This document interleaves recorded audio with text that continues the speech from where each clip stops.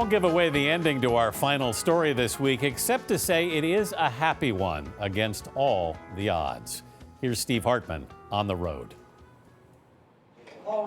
As a drug treatment court judge in Shakopee, Minnesota, the Honorable Chris Wilton has seen some pretty desperate cases. Good afternoon. Thank you. Please be seated. But he says none more desperate than the heroin addict who first appeared before him in the spring of 2014. All right. Welcome. Her name is Jennifer Jensen. You remember when she first came in here? I do.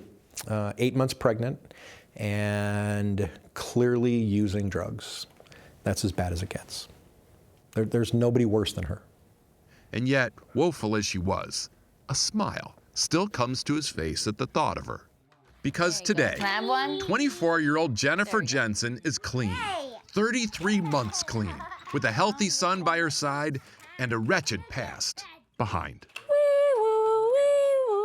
Hooked on heroin by high school, Jennifer posed for more mugshots than yearbook photos. And when she eventually landed in Judge Wilton's courtroom, he somehow saw potential. He took a special interest, stayed on her, made her appear in court more than any other, 27 times total. At first, it was like, it's annoying. I have to see this guy this much all the time. Like, I don't want to see this judge all the time. But in hindsight, Jennifer says he saved her life. Yeah, I would not be here at all, probably.